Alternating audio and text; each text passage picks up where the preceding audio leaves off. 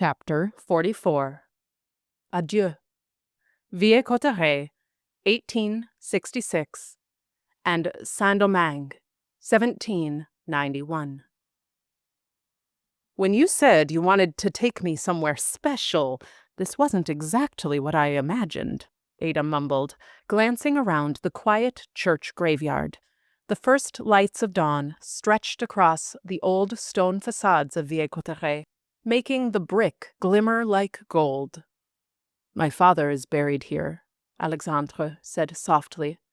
"I miss him dearly, but actually I came here to speak to my grandmother.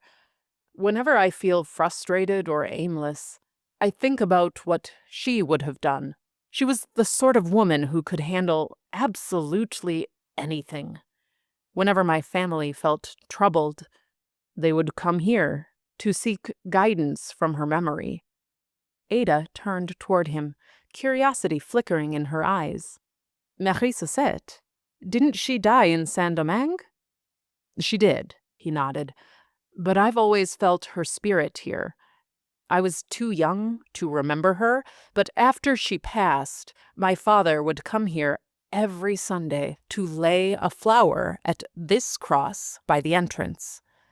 The sicker he became, the more he longed for her presence.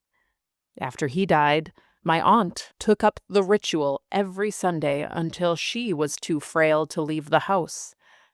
I don't know why, but lately, as more and more people I care about are taken by death or exile, I've missed my parents, even my crotchety old Aunt Rose. Are they all buried here, except your grandmother?" "No, Rose wanted to be scattered across the sea, like her husband.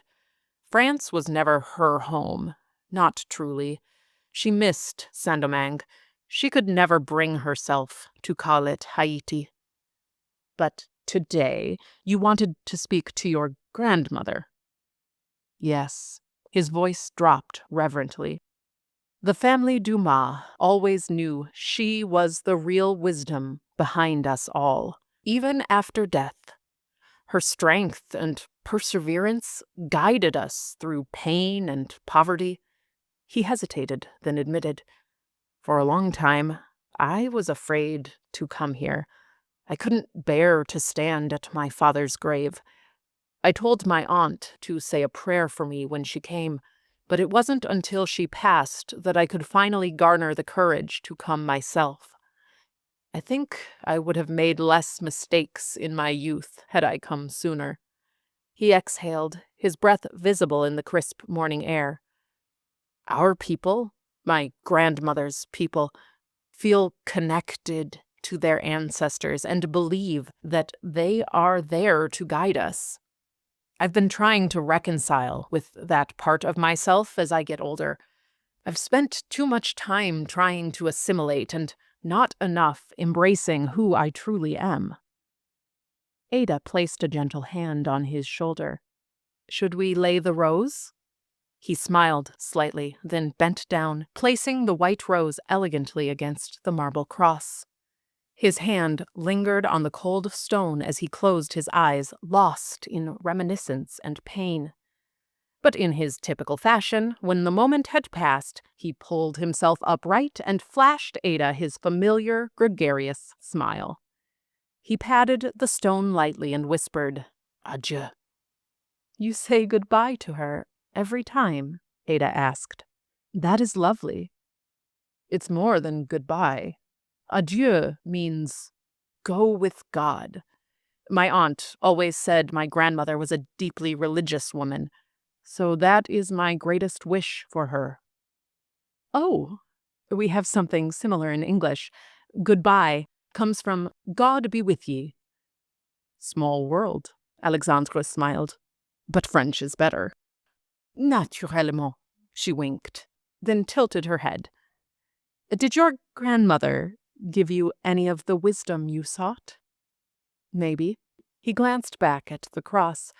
"I feel reminded, somehow, that the family we yearn for, search for, may be closer than we think, like my uncle was."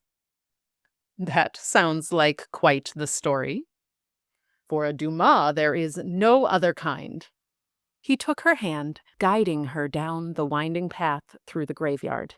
The rising sun warmed away the lingering dew, and the scent of damp earth filled the air. They reached his parents' graves. Ada watched silently as Alexandre knelt beside his father's stone, his knees cracking audibly. He traced his finger over the letters of his father's name. I think my father's greatest regret was how much time he spent away from her. At least now they will always be side by side. He pressed his large hand emotionally upon his mother's grave.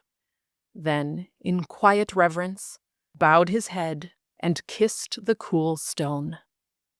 I suppose Napoleon didn't give him much freedom to return to her, Ada mumbled. My father had a complicated relationship with that man. In many ways, they made each other, forged their fame in victory and revolution, but they also destroyed each other. Napoleon seems to have the advantage. That's just what history wants you to think. Alexandre's voice was quiet. It's more complicated than that. Ada didn't know what to say. She knew Thomas Alexandre Dumas became one of the greatest generals in France, and yet there was no fanfare for him, no grand tomb. His body decayed here in a small parish graveyard, as though he were a common peasant, far from the catacombs where men of his stature were generally entombed. Do you miss your family back in America? Alexandre asked suddenly, his gaze still on his mother's grave, a deep sorrow clouding his eyes. Sometimes, she admitted, but I also value my freedom. I like the life I live, being in Paris and London, spending time with you. You sound like my Aunt Jeanette. At least that's what I heard about her. I want to hear more about them. She turned to him with genuine curiosity. You tell me so little. I wasn't there for their lives. I don't know them. Not truly. Are you not a storyteller? Ada nudged gently. He looked at her, considering. I pick up my pen every day and ask myself the same question. She reached for his hand. Then tell me what you think happened. Weave me their stories, even if we blur the lines between fact and fiction. For a long moment, he closed his eyes and breathed deeply, pressing his hands against the stones of his forebears as though drawing strength from their memories. Then, with a decisive exhale, he pushed himself upright. My pleasure, he said appreciatively. He led her to a nearby bench. Settling beside her, he leaned back and let the morning sun's warmth wash over his face. Let's see, he murmured. I suppose we should start with the revolution. Ada rested her head on his shoulder as his deep, rich voice filled the silent cemetery. The enslaved people of Saint-Domingue had revolted. Thus, the disparate tales of the Dumas family began to entwine once more in the dawn of a quiet, small-town graveyard. Saint-Domingue, 1791. Duddy Boukman had led the rebel army since the first August night when the fires started, and he continued at his post well into autumn. By November, the land bore the scars of months of relentless conflict. The air always smelled slightly charred, a far cry from the lush, verdant landscape Saint-Domingue boasted before the Revolution. The rains of the wet season had given way to drier days, leaving the ground hardened and cracked, yet the oppressive humidity lingered, fusing to every surface and person. The once orderly rows of sugarcane, coffee, and indigo lay trampled or burned in the uprisings. Rivers and streams, though no longer swollen from the rains, ran muddied with ash and debris, their surfaces so brown they were unable to reflect the turbulent skies. Plantation houses, now largely abandoned or destroyed, whispered haunting reminders of the old order, while the people, no longer bound to the brutal rhythms of plantation life, moved through the island with the inhibitions of the birds. They gathered in makeshift camps and forged a new existence from the wreckage of the past. The rebellion had turned Marie Sasset semi-nocturnal. Although attacks could happen at any time, nights seemed particularly dangerous. Both sides believed nightfall was the optimal time to catch the enemy off guard. However, a more honest truth was simply that they now lived in a world where no one truly slept. At any hour, she could peer beyond the tent and see the latest targets of the wrath of war blazing on the horizon. Yet November had been eerily quiet, as if daring turmoil with its deceptive stillness. But Marie Sasset knew something was bound to escalate again soon. The heat of war did not simply abate just because the days grew slightly cooler. She was right. In November, Dutty Boukman was captured. The news sent chaos rippling through the camps. Marie Sasset was not privy to the inner councils, but it quickly became clear that, in Boukman's absence, the revolutionaries were uncertain who to follow. Several men vied for his position. Toussaint was certainly among them, as were others who had carved their reputations in the fires of the past months. But Marie Sasset had learned over the years that, while men appeared to shape the tides of war, it was often women who wove the undercurrents. Just as Anna Maubier had been the hidden force behind Antoine's affairs, Marie Sasset suspected that much of Dutty Boukman's true genius, at least militarily, stemmed from his green-eyed voodoo priestess.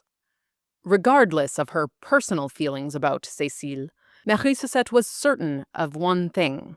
If she wanted to understand what was truly happening in this revolution, Cécile was the one to follow. In Boukman's absence, fear spread through the camp faster than dysentery. Desperation made the black soldiers more erratic and reckless, more willing to gamble their lives for a slim chance at rescue or revenge. The medical tent was busier than ever.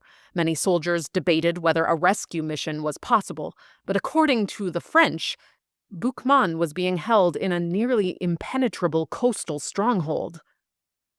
Then, one fateful November evening, as Marie Sasset muddled datura to ease a soldier's pain after surgery, a sudden clamor erupted outside the tent. Cries of alarm tore through camp. "What's going on?" Marie Sasset demanded. But the chaos swallowed any clear answer. Finally, a young soldier ran past, shouting, "The French are outside! They have Boukman!" Her heart slammed against her ribs. She rushed from the tent and crouched behind a large barrel, peering out across the field. In the dim dusk, a shadowy outline of a small but heavily armed French militia glowed in the torchlight, their faces flickering like pale demons. Chained like a dog beside the rebellion leader was Dutty Boukman. Marie Sasset gasped. What were they doing? The French were vastly outnumbered, so an ambush was unlikely. No, this couldn't be an attack. This was a message. Behind her, the black soldiers armed themselves, ready to charge at the first signal. But whose signal? They had no leader. The men lined up intimidatingly in front of the camp and stared at the French in silence. But neither the rebels nor the French crossed into musket range. Marie Sasset's gaze locked on Boukman.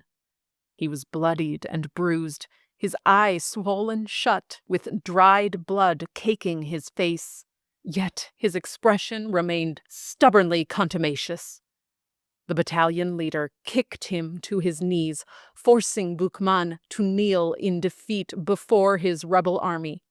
As the torchlight caught the leader's face, Marie Sasset shirked in recognition. This could not get any worse. The French were being led by Adrien Lemout, Marquis de Rouvray. Murmurs rippled through the ranks. Boukman was so close, yet unreachable. The French, though few, carried enough weaponry to keep the rebels frozen in place. What the Black Army boasted in numbers, they lacked in ammunition. "We have your witch doctor," Rouvray called out condescendingly. A tremor of dread passed through Marie Sasset. She knew that tone too well. Rouvray had not come to negotiate. He had come to humiliate. Rouvray then called forth a peculiar signal. From behind the soldiers, an old wooden farm cart was wheeled forward and positioned beside Boukman, filled to the brim with dried palm leaves.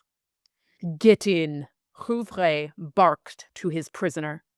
"I no longer answer to the white man," Boukman repeated in a loud but hoarse voice.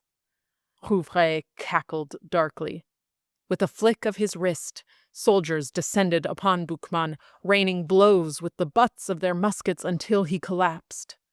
Then, like a sack of grain, they hauled him into the cart, chaining his arms to opposite sides, forcing Boukman to kneel with his arms open, like Jesus Christ at crucifixion. He thrashed in futile desperation, but his injuries had stolen his strength. The iron clink of chains echoed like funeral bells across the field. Just then, Marie Sasset heard a familiar voice behind her. "I think this might be a prisoner exchange." She turned to see Cécile stepping forward into the field ahead of the lines of troops. "What do you want?" Cécile called out, voice wavering slightly. "We have several of your men. Name your terms." Rouvray scoffed. "You think you have anything I would ever want from the likes of you, bitch." "I can get you a list of names.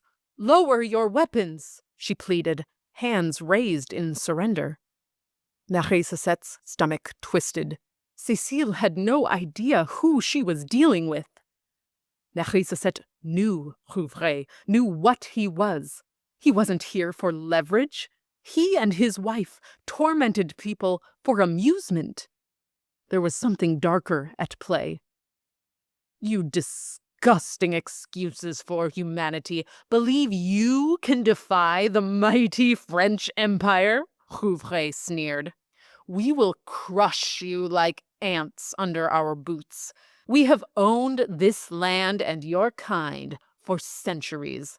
We will not capitulate now." His voice turned crueler. "Enjoy your numbers while they last. We have plenty of weapons and leaders of every European nation willing to resupply our munitions. But for you, no one is going to sell you a single bullet. Your very existence is a threat to the world order. You are alone. Our reinforcements are coming, and when they do, I will kill every single one of you myself and feed your corpses to my dogs." "I come forward in good faith, monsieur," Cécile began. But Rouvray was done listening. He gestured sharply, and soldiers took several steps towards her with torches raised. She retreated quickly, hands still lifted to show she was unarmed. But it didn't matter. Marie Sasset's pulse pounded in her ears. It was happening. Whatever it was, this was it. Rouvray took 3 calculated steps forward, his boots crunching in the dried grass, and grabbed a torch from one of his men. He turned, flame flickering ominously, and locked eyes with Cécile, before shifting his gaze back to Boukman, chained in the cart. "Oh my God," Marie Cosette whispered. The flame in Rouvre's hand danced, illuminating the cart, where the proudest symbol of their revolution was chained helplessly. She stood up, making herself fully visible behind the barrel, though dusk's shadows still cloaked her. She wanted to shout to Boukman, but the words dried in her throat. Yet somehow, across the wavering firelight, their leader lifted his battered head and found her eyes. "I'm sorry," Boukman mouthed. She couldn't hear him, but she knew. Her breath quivered as she raised her hands to cover her mouth. Then, with a malicious flourish, Rouvre dropped the torch onto the pile of dried palm leaves. "For the colony!" he bellowed, his sadistic grin glowing in the infernal light. "No!" Cécile screamed, realization dawning too late. The other French soldiers stepped forward, tossing their torches onto the pyre. The dry leaves ignited in a roaring blaze, flames consuming the wood as though it had been soaked in oil. Boukman released a raw and primal scream that tore through the skies so loudly it felt like the clouds themselves might crack open in agony. In a surge of fury, several rebels charged forward. "Stop! It's a trap!" Cécile yelled after them, but her warning was unheeded. 4 black soldiers continued forward, their rage so strong their ears could no longer hear orders. Marie Cosette watched helplessly as they pushed ahead toward the French lines. She recognized one of the women, Luc's cousin Dina. She had charged with 2 male soldiers, perhaps in their 20s or 30s, and an older woman about Marie Cossette's age. They attacked, ululating war cries that carried the sounds of the motherland. But before they could reach the French, a wall of fire erupted across the field, halting them mid-stride. "Come back," Cécile pleaded, desperation strangling her voice. "Please!" The wall of fire vanished as quickly as it had risen, leaving only the acrid tang of burnt alcohol in its wake. The Rouvres had always loved their showmanship. Faced with the threat of further traps, the 4 rebels turned back, leaving Boukman unrescued in his torment. "Cannons!" Rouvre ordered. 3 deafening blasts echoed through the field. Marie Cosette flinched as one cannonball slammed into a tree on the camp's far edge with an ear-splitting crack. Wood splintered in every direction. "Watch out!" people shouted as the tree began to teeter. It didn't fall for now, but it leaned over at a threatening angle. It surely wouldn't be long until it collapsed under its own weight. Marie Cosette looked around for the landing area of the other 2 blasts, but none was visible. Perhaps Rouvre only had a single cannonball, and the other 2 blasts were fakes. But no one dared test his threat. Through all of the commotion, Boukman's screams continued to envelop the night air, each ragged cry growing weaker as the flames climbed his body. Marie Cosette could hardly watch as the fire licked his face until, at last, his screams fell silent, and the flames consumed him entirely. Rouvre didn't wait a moment past Boukman's death to continue his evil speech. His voice sliced through the chaos and smoke like a knife. "This is your fate if you resist," he declared mercilessly. "You will never defeat us." Marie Cosette could barely breathe. She had shrunk back down behind the barrel, her breath coming in huge heaves as she felt her chest growing tighter, like a noose cinched around her heart. Nearby, several black soldiers fired their muskets at the French, but their volleys fell short. "Stop!" Cecile shouted, grabbing a gun from one of their hands. "Stop! You're doing exactly what they want! They want you to waste your bullets!" One man let out a guttural scream and stomped the ground in rage. Cecile pressed her forehead against his, whispering urgently amidst the chaos. Marie Sosette realized this must be the priestess's lover Boukman had once mentioned. On the field, Rouvray surveyed the rebels with cold triumph, visibly ready to continue his lecture. "Will the devil ever stop pontificating?" Marie Sosette thought, unable to tear her eyes from him. "You think you can win your freedom with violence and chaos?" Rouvray shouted. "You are mistaken. Your fate is sealed. Surrender now, and perhaps some mercy will be shown. Continue this madness, and you will all end up like him." He gestured to Boukman's charred corpse, slumped against the burning cart. The silence that fell was deeper than death. Boukman's soul had joined the ancestors, and in that stillness, his absence roared louder than his screams ever had. Rouvray gave a sharp nod. "Pitchforks," he called menacingly. 3 soldiers stepped forward, iron prongs glinting in the firelight. Marie Sosette's stomach twisted as they impaled Boukman's corpse, stabbing and tearing charred flesh before dragging his body from the cart. The chains that had bound him crashed from his shriveled hands to the ground. A collective gasp rippled through the camp. Across the field, one French soldier swayed and fainted as the smell of burnt flesh met his nostrils. Boots stomped over Boukman's body, snuffing out the final embers. Then Rouvray drew his saber. In a single brutal arc, he severed Boukman's head. A wail rose from the rebels as Cecile collapsed to her knees. Marie Sosette tightened her grip on the barrel, barely able to draw breath. Rouvray grabbed a pitchfork, rammed the iron spikes through Boukman's head, and planted the wooden handle deep into the earth. Panic tightened in Marie Sosette's lungs.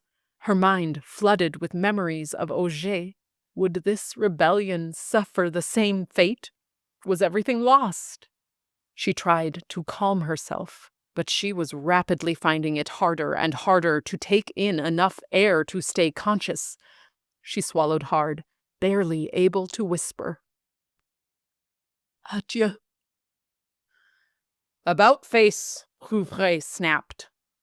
In swift, precise movements, the French soldiers hitched the cannons back to their horses, leaving them menacingly pointed toward the camp. Then they marched away, nearly as swiftly as they had arrived, their boots echoing through the darkness, leaving only the smoldering ash of the cart in their wake. As soon as the French were out of sight, the camp burst into a panicked frenzy. People ran in all directions, desperate, shouting and weeping. Cecile rushed forward toward Boukman's remains, her cries piercing the heavy air. Toussaint quickly moved in to take command. "Send out scouts, 4 in each direction," he barked, his voice clear and steady, even as grief roiled beneath it. He continued giving orders like a seasoned general as Marie Sosette stumbled away, her vision blurred with tears. She barely knew where she was going, only that she needed space, needed air. She reached the edge of the camp and braced herself against a tree, tears rolling down her cheeks. "Breathe," she pleaded to herself, pressing her palms to the rough bark. But her body refused to obey. For several minutes, she stood there behind the tree, alone and isolated, until there were voices. They were hushed and urgent, just beyond the tree where she hid. She stiffened and leaned forward, peeking cautiously around the trunk, the shadows of night allowing her to blend into the darkness that had now fully overtaken the skies. It was Cecile and 3 others gathered just beyond her hiding place.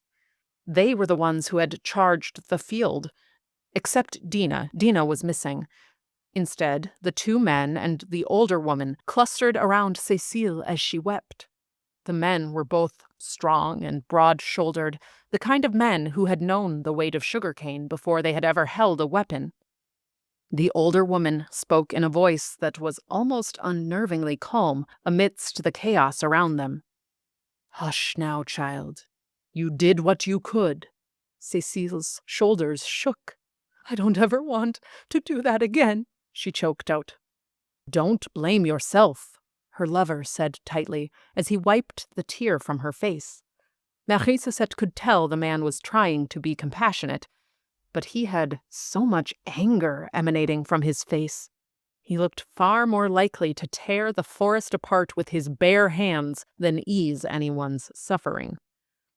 "I should have known. I should have seen," Cécile gasped, her voice ragged with guilt. "I should have seen." Marie-Cosette was shocked to witness such a powerful woman in such a raw state of grief and despair. In that moment, stripped of mystique and ritual, Cécile seemed painfully human. In many ways, the notorious voodoo priestess was just like her, except for her heathenism, of course. The other man was pacing the tree line. "I will not stop until I've gutted every Frenchman on this goddamn island." "Calm down, Jean-Jacques," the older woman said firmly. She turned to Cécile. "Listen to me, child. This was not your fault." "I know," Cécile whispered, her voice trembling. Then it hardened, like cooling steel. "I know. It's their fault. The French. We cannot let his sacrifice be in vain." The men gripped their axes tighter, their knuckles cracking. The older woman nodded slowly. "Then we must be wise. Reckless anger only feeds the enemy's fire. This fight requires strategy, manipulation." Marie-Cosette watched them, unseen in the shadows, feeling something she couldn't name fluttering in her chest. Like butterflies, but sharper. She squinted her eyes, trying to make out their faces. His face. Her lover. Then he spoke again, his voice low and seething. It was familiar, but also not. "I don't fucking care," he snarled. "We're going to burn Saint-Domingue to ash."